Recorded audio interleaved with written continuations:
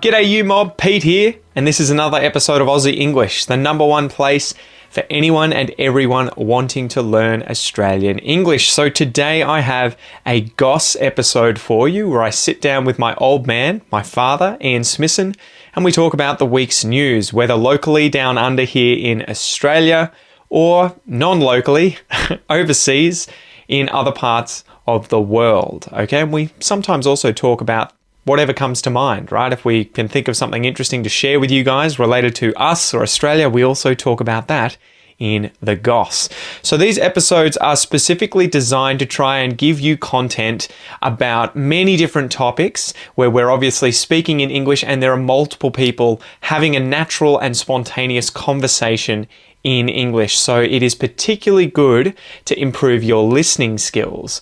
In order to complement that though, I really recommend that you join the podcast membership or the academy membership at aussieenglish.com.au, where you will get access to the full transcripts of these episodes, the PDFs, the downloads, and you can also use the online PDF reader to read and listen at the same time. Okay, so if you really want to improve your listening skills fast, get the transcript, listen and read at the same time, keep practicing, and that is the quickest way to level up your English. Anyway, I've been rabbiting on a bit. I've been talking a bit. Let's just get into this episode, guys. Smack the bird, and let's get into it.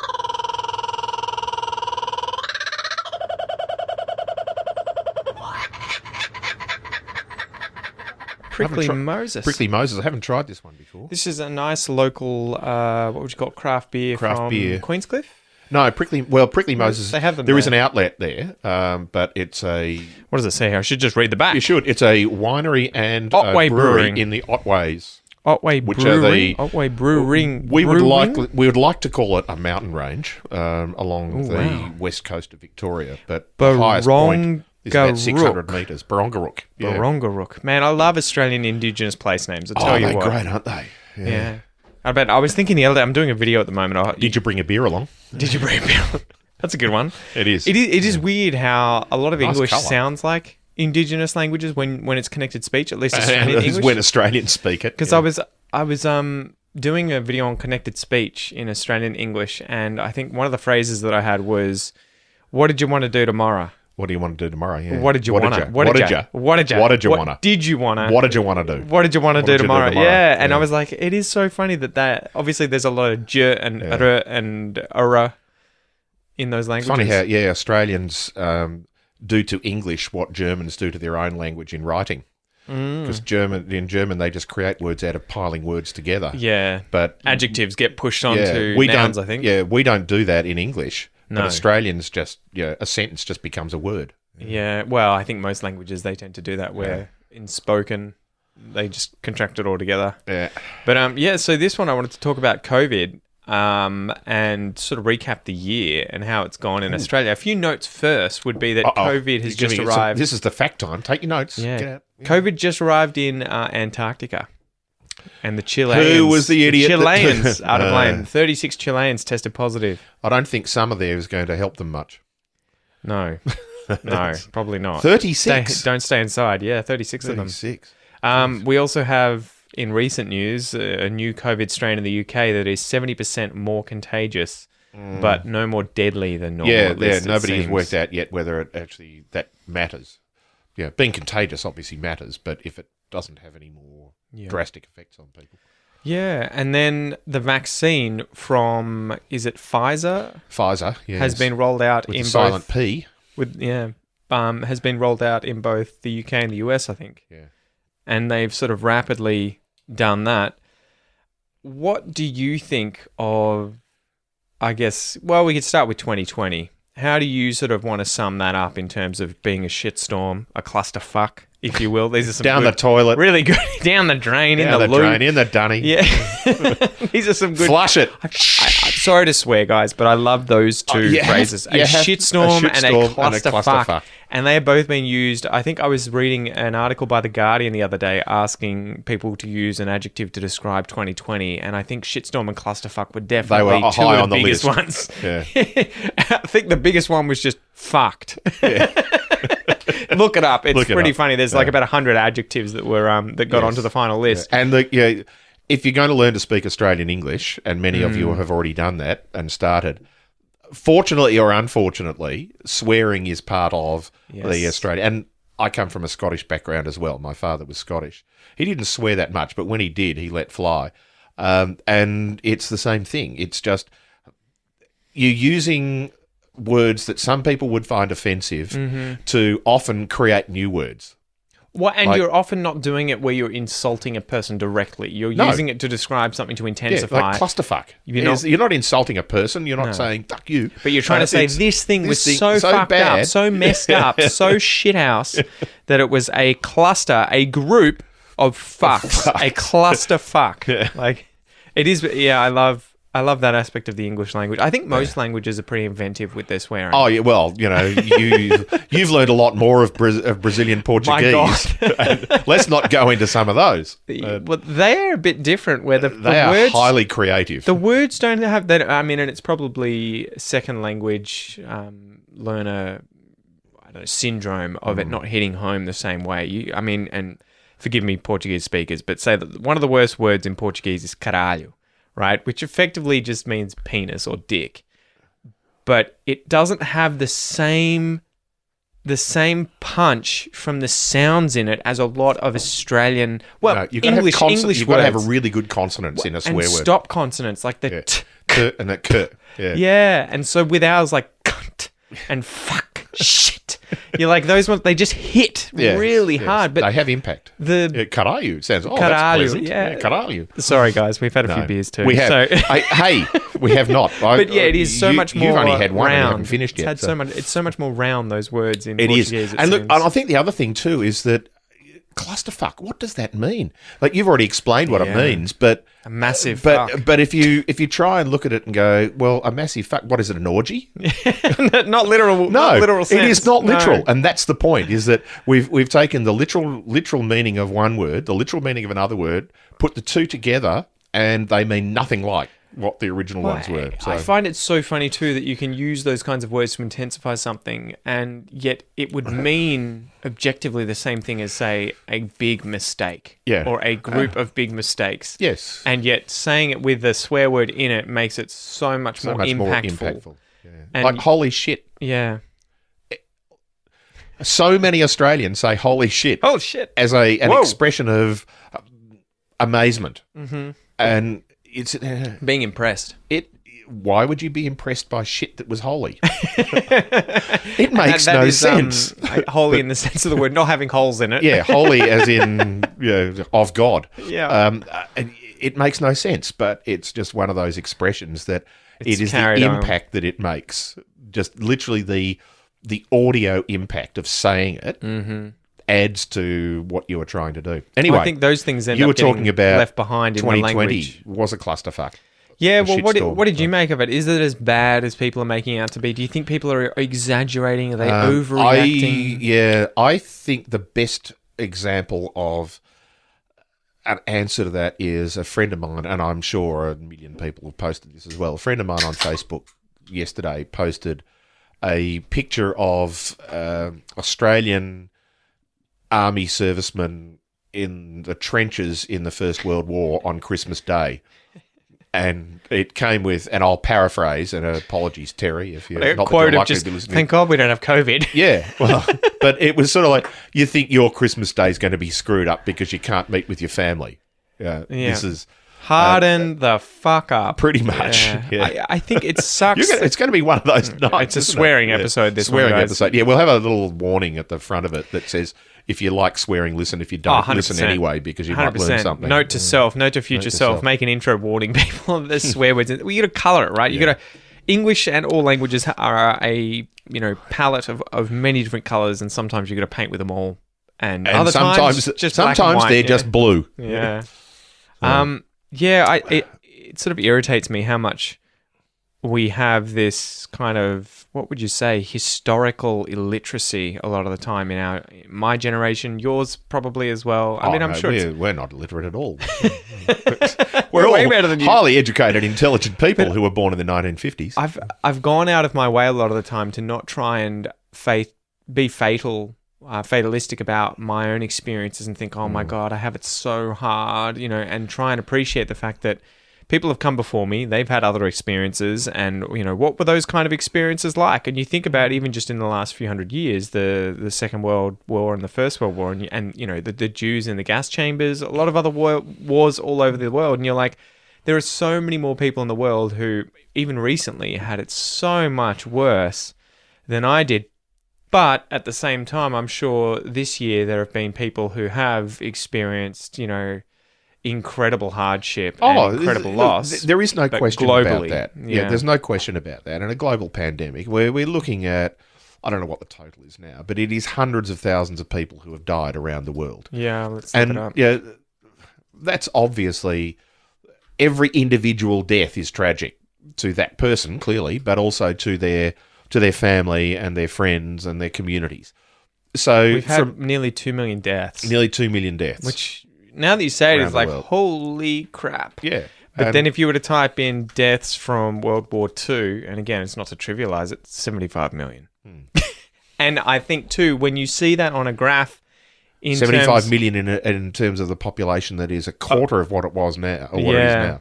Yeah, well, that's not proportionate. That was when there were 2.3 billion people in the world. Yeah. But you see, it's funny, you see that sort of thing on the graph of population growth, and it's just a little beep. Yeah. Like it's barely anything. Yeah. As opposed to the Black Plague in the 14th century Europe, exactly. Where it went blip. Well, and I keep thinking about that, and maybe that's the problem. I don't know anyone who's died of the Black Plague personally, of the Black Plague of COVID, so it hasn't hit home. No, I know of people who know people. That's just, I'm second hand is the best or the worst I can do. But so look, the individual deaths and the illnesses, and we're yet to know, without getting into the medical things, of which neither of us is qualified to discuss, which has never stopped us in the past. We don't know about the ongoing symptoms and troubles that people are going to have who have been exposed to this virus. So all that aside, they had a thing come out today showing that in Australia, at least from the people who had a study they'd done on, I think it was only 100 people or so, but 40% of the people who'd suffered from COVID several months later were still suffering negative side effects of that, including lung capacity loss and everything like that. And concentration and a bunch of things. So that is one of the biggest things that we have to worry about. It's okay, we've had 1.7 million deaths. I don't know what the number of cases was, but I imagine if I can find it here, it is tens of millions. Tens of millions. Yeah, okay, yeah. So 77.9 million cases. And so you potentially have, what's that, on the order of 4%. 4% of the global population that has had this and may suffer lifelong and that's medical problems. That's the ones that we know about. Yeah. All right. So getting back to your original question, the medical side of it, the actual expression of the disease aside, then we've clearly had a huge economic impact around the Western world. Who knows what the economic impact has been in developing countries? We've also had, and we talked about it in a previous episode, the mental health issues that have come out of this time where people have been in fairly significant isolation in many cases. There have been lots of cases. In particular, if you go back and look at the sort of epidemiology of the disease in Melbourne, the vast majority of people who were dying of the disease were people... Did that too close to the phone, sorry. The microphone. The phone, that's short for mic. Were in aged care. Yeah. And we had people in aged care who are the most vulnerable people in our community other than babies.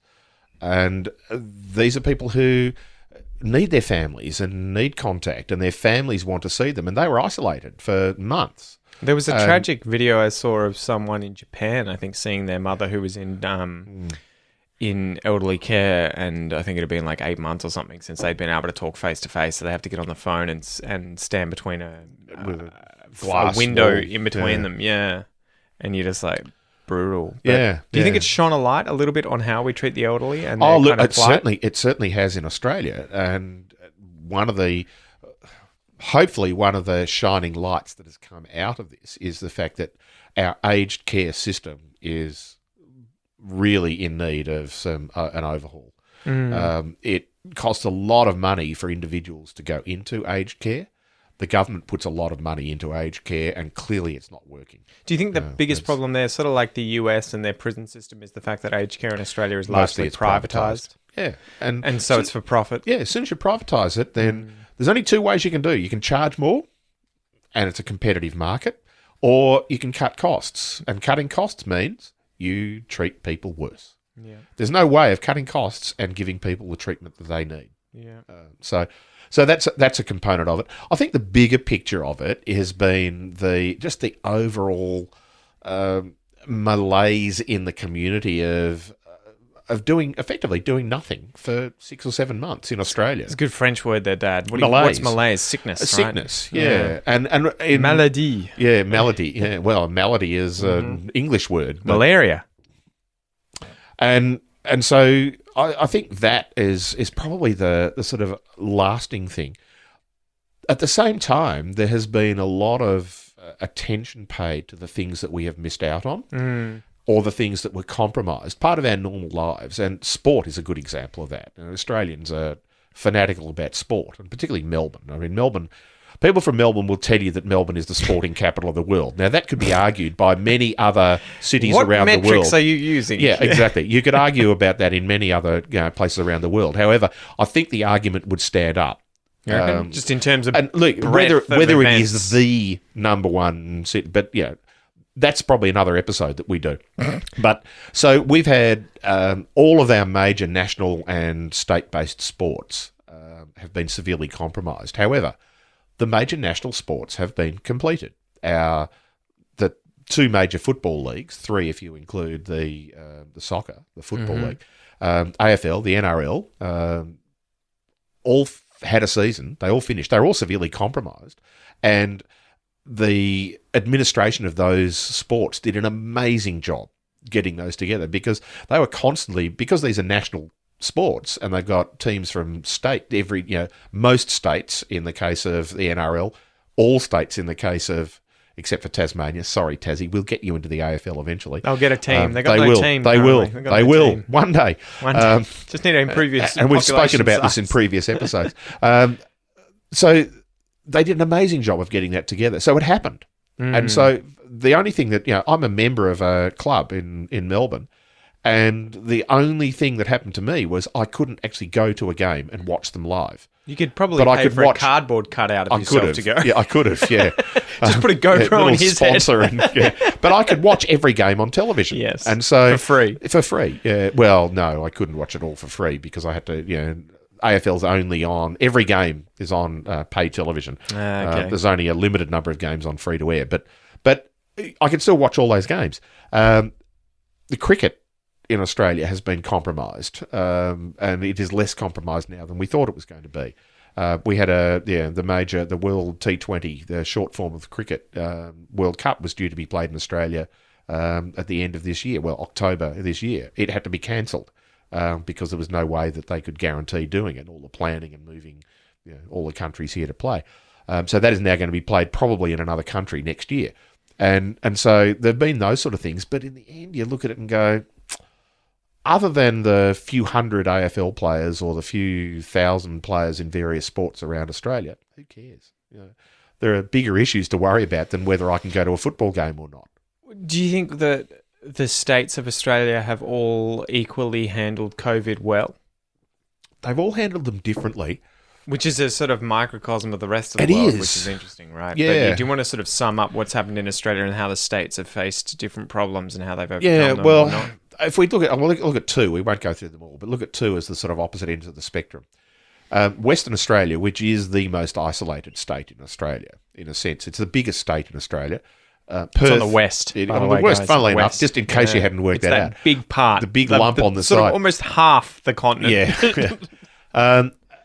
And it has one major city, which is a huge proportion of the population of the state, which is, I believe, Vladivostok might argue, but I think believe it is the most isolated major city in the world. It's closer to Jakarta, 1 million people. I believe. It's closer to Singapore. Is Singapore closer to Jakarta than it is to Sydney. To Sydney or Melbourne, and so it is extremely isolated. But basically what the Premier of Western Australia did was say, we're going work on the basis of that. We had a few cases, but we're just going to shut our border. So nobody Come at us, bro. from anywhere Where's else COVID? in Australia can come to Western Australia. And no one can leave. Or, no one can leave and come back. The few people who were travelling there during that sort of crossover period between the yes, you're allowed to travel and the ban were quarantined, and then they fixed it. So they've had almost no cases in Western Australia. Victoria, on the other hand, where we had a screw up with the quarantining, we had an outbreak. That outbreak went to, I think, 750-something per day was the highest number of new cases we had. Was the total deaths, we got up to 400 and something? I don't think it was got closer past to that. 800. Was it? Oh, crap. Okay, sorry. I don't know. You can look it up. Let's you can see look Australia it up deaths. while we're doing that. But Australia deaths, but then Victoria deaths. Yeah.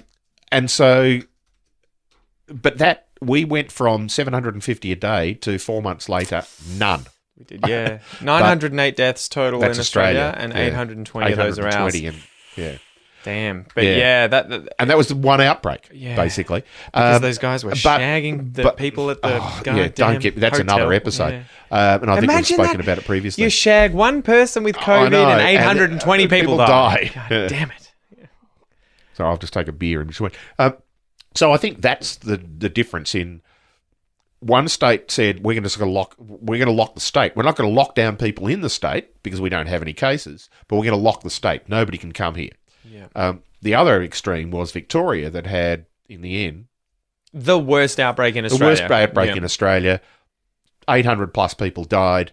Up to 750 new cases a day, but we went to zero in about 4 months because we had the world's most restrictive lockdown. Mm-hmm. And it is crazy. You see the graph and you see this little kind of blip at the start, and then this kind of boom, and then it just goes boom. It dies. Yeah. It dies faster than it started up, which is insane.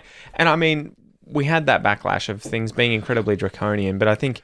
And, me being much more libertarian than you are, but at the same time I can see, especially in a crisis like this where it's a pandemic, you kind of need an authoritarian take on things, at least temporarily, and hope that it can be then wound back later on to deal with this. Because a lot of people are selfish. I'd be the same too. If I was in a position where, imagine you were in an old person's home, I can't imagine some of the people who are like, what do you mean I can't go and see my dad? He's got COVID and he's dying and you're not going to let me go and see him. I know. I can't imagine some of those positions. But we ended up handling it pretty well, considering that we've only had 28,000 cases currently with 25,000 recovered. I don't know what's happened to the 3,000 in between there currently. I guess they still have it, but they will have had it for months. Well, 900 of those are dead. Well, So, okay, 2,000 of those. Playing that lightly, I apologise. Yeah, and then we've had 908 deaths. But all things considered, compared to places like the US... I don't. I was going to do an entire episode without whining about the United States.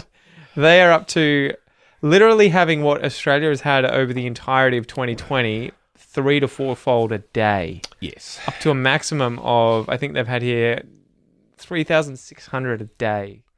They're dying. Like, it's literally 9/11 on a daily basis. And you're just like, how did you guys get to this situation? I'm not even going to talk about it. Yeah. Anyway, so... Oh, sorry, one more thing. We were talking about sports things being cancelled or seriously affected by COVID. The latest one of those, again, because of the New South Wales outbreak, is the Sydney to Hobart yacht race. Famous yacht race, ocean-going yachts. Sail from Sydney to Hobart. Sydney, as it says in the name. In case you hadn't worked it out. It's called the Sydney to Hobart yacht race. It's from Western Australia to Adelaide. No, don't do that. So yes, they midday, which actually is 1 o'clock on because Christmas Day. Boxing Day. Boxing Day, which is bizarre because it's midday, but they do it at 1 o'clock because we have daylight saving. We've got to stretch because they want to do it. It's on global time. So anyway, they for the Queenslanders. Exactly. They usually about 100 boats. I think this year they had about 70 something entered, and they sail to Hobart and they do it in amazing time. And that's been cancelled this year because of the outbreak of COVID in Sydney. And understandably. All the Tasmanians were like... Tasmania just locked their borders and just said, no, if you're coming from Sydney, we're not going to let you in. So you could have... outside the border. The flippant side of me said, you could have the Sydney to Derwent River race, but you'd have to spend 14 days on your boat self-quarantining on the Derwent River, which is the river that leads into Hobart in Tasmania. Yeah. It's a shame. So- That's the first time in 76 years, It's- the whole it's- time that it was running, I think, the whole that it's time been it's run, cancelled. and the only time that they should have cancelled it, they didn't due to weather, and that was the year that they had people dying. Yeah. It was Capsizing boats and people drowning. Yeah, the most horrendous weather, and that was the perfect storm that literally occurred during that time, where the Weather Bureau said, "We think this is going to be terrible," but nobody knew how terrible. To finish up on a happier note, Yes. there were a whole bunch of words that came into existence this year, which I found astonishing. And I was trying to find, but I couldn't find it anywhere, information or data on the quantity of words created by year in Australian English, or not Australian English, in English, because that must be an interesting thing to track through time. I mean, it's probably one of those things that's hard to do, but I imagine Well, that you could do it if you looked at it and said, "What's an official Australian word?" And how many have been technically, added to the An dictionary? official Australian word is, does it get added to the Macquarie Dictionary, which is the national dictionary in Australia run by Macquarie University. I think this year, considering everything that's happened to, I guess with Australian English, in the bushfires, then with COVID, there have been a lot of slang terms and phrases that have been, spread into the zeitgeist. And I was going to quiz you on a bunch of them and see if I actually A, had heard of them, B, knew what they were, and C, worked out where they came from. So these were all. I'll like, get 000 on well, these. these were all the final runners, But and it'll then be fun. I'll I'll have tell you another which drink. one. Yeah. I'll tell you which one won and became at the word end. of the year At the end. So Blur's Day. Blur's Day. Yeah, Blur's Day is how do you obviously define these? Blur's Day, and I'm making this shit up because I haven't heard that one before. Blur's Day is a variation on Thursday, which means you've got to be getting pissed on a Wednesday night to have Thursday a blur. No. Close. Oh, well, It is the way the week blends together. Every day is Blur's Day, I guess. All right, fair enough. It's not as fun as mine. You'll get this one. Covidiot.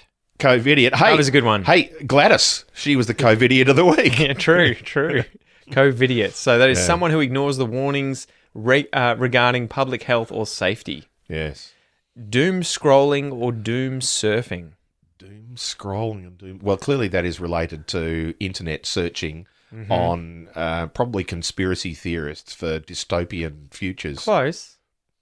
Referring to the tendency to continue to scroll through or surf bad news, even though the news is saddening, disheartening, or depressing. All right, yeah. You reckon that's bad? Click here. What about the Rona? The Rona, as in, that's just an abbreviation of coronavirus. You got that. What about corona babies or coronials? Coronials are people who were born in 2020. Yeah, or conceived. Children conceived during conceived lockdown. does not count. Conceived during lockdown. Joanna is going to be one. Our baby on the way is totally a coronial or corona baby. COVID normal. This one was one that was on all over the news. That one was a Dan Andrews punchline for weeks. Yeah, but I don't even know whether he invented it. No. But he accepted it. And yeah, COVID normal became, we're going to go to normal, but normal is not going to be what it used to be. Normal is what we will have to do until we are completely through this. And maybe forever. So. A way of living in which a community takes precautions against the transmission of COVID-19 prior to the availability of an effective vaccine as a natural part of day-to-day life. There you go. That's pretty much what you said verbatim. A magpie or two magpie? So we probably spoke about this regarding... A magpie. Well, if you talk about magpie being a verb... As magpie, but a person can be a magpie. Yes. A magpie is to collect things. Exactly. And that's an old slang term. Yeah. So... What would that be relating to in terms of the recent events in Australia during the COVID crisis? Toilet paper. Pretty much. A person who hoards stuff from the supermarket or Goal. the act of hoarding stuff from the supermarket. That was magpieing. To magpie. I would have thought to magpie was to attack yeah. somebody by flying at them and crashing into their head. But that's... You throw toilet paper at someone. Stick toilet paper on your head to stop magpies attacking you. The last one is probably the worst insult that you could be given from a new word that was created during 2020. Oh, this will be a good one. A Karen.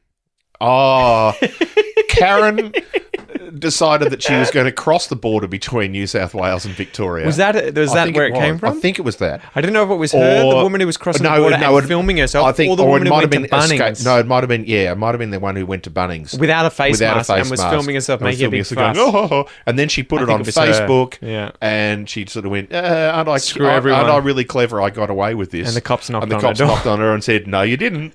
So good on you, Kazza. If you are a Karen, it is a derogatory term used predominantly to refer to a middle-class white woman, often of Gen X, who is regarded as having an entitled, condescending, and often racist attitude. I think it's tied in with COVID too. It is funny. It's become this denial of reality in terms of, self-entitled I'm not going to suffer from COVID. I don't have it. Screw everyone. I know I don't have it, so I'm allowed to come into the store without wearing a mask. Yeah. Anyway. So I found that nobody actually knows they don't have COVID. Do you know that? There's a few of these women's names, right? The other one that's a good one in Australia is Not Happy Jan. Yeah, which came from a television commercial. It was an ad for, I think, Yellow Pages, which is where you put your advertisements and phone numbers. Yellow Pages, the old commercial commercial telephone book. Yeah, for and then it became businesses. an online service. And there was an ad where a woman owns a business and she's asked Jan, who works for her, to put the ad in the Yellow Pages. She gets given the Yellow Pages when it arrives. She opens it up and she's not there. Jan's disappeared out of the office and run off.